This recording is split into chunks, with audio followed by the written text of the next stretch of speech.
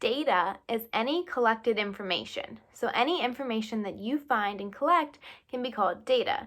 You can find data on people's favorite ice cream flavors, how tall people are, do people have cats or dogs? Any question you might have, you can do research and find data on that.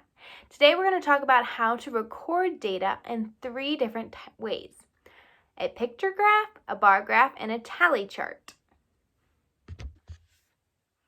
This is the data we're going to be using to create those different types of charts.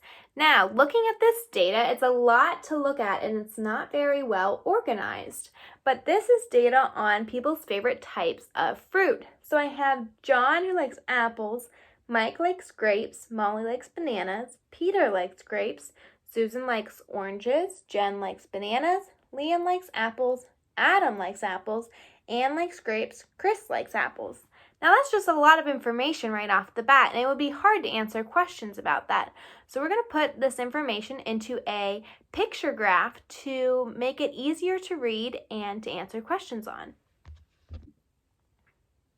Here's the start of my picture graph. As you'll notice, I have a section for each choice option: apples, grapes, bananas, and oranges. There are a couple things that I'm going to need to add before I can put my data into my chart. The first thing I'm going to need is a title. When thinking about a title for a chart or a graph, you want to think about what is this data representing. Well, this data is all about favorite fruits. So favorite fruits would be a good title. The next thing that you're going to want to do is tell what the picture that you're using represents. And you're going to use that information in a key, kind of like a map key. So for mine, I'm going to do 1 smiley face equals 1 person. Now that I have my title and key filled out, I'm ready to start putting in data. Make sure anytime you're reading a picture graph that you pay close attention to that key, because that's going to tell you what the pictures are representing. As I look at my data, I'm going to record what each person responded for their favorite fruit.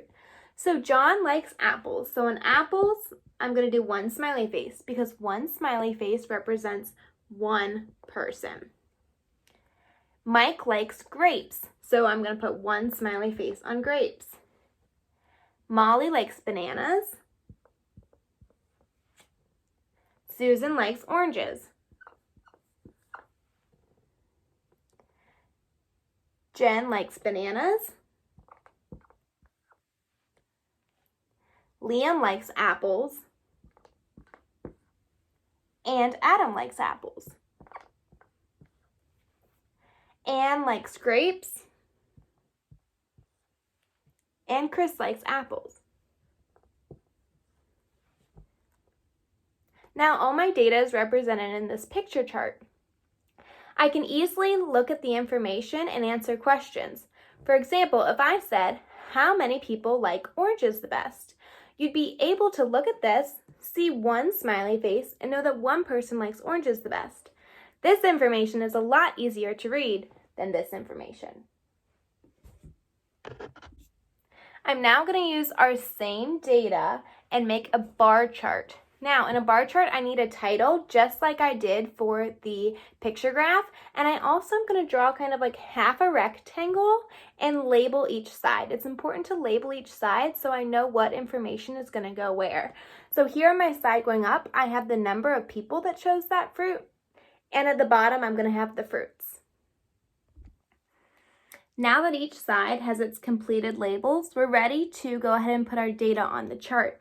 So John likes apples. I'm going to draw a rectangular box above apples up to the number 1 to show that 1 person likes apples. Mike likes grapes, so I'm going to do the same thing here. Molly likes bananas. Peter likes grapes. So now that 2 people like it, I'm going to put another box on top, building up like stacking up Legos, and make sure that it goes about to the number 2. Susan likes oranges. Jen likes bananas, again stacking on top to the number 2. Liam likes apples. Adam likes apples, up to the number 3. Anne likes grapes. And Chris likes apples. Now we have all of our data here again in a much more organized way than our data before. And we can easily look at the chart and our eyes kind of can see right away, all right, I see 3 people like grapes. I know that more people liked apples than bananas. The setup for a tally chart is very similar to the picture graph. We still have a title at the top and then a category for each of our different fruits. I'm going to use our data and put a tally mark to represent each one person that picked that fruit. Remember that anytime you have your 5th tally, it goes straight across to make a bundle. So John likes apples, Mike likes grapes, Molly likes bananas, Peter likes grapes,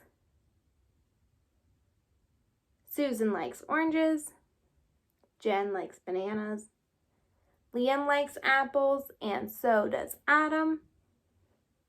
Anne likes grapes, and Chris likes apples. Now again, another easier visual way to represent data. Now we didn't have to make any bundles, but remember that anytime if I had another person that liked apples, since I already have 4 here, I would make a bundle and go straight across to represent number 5.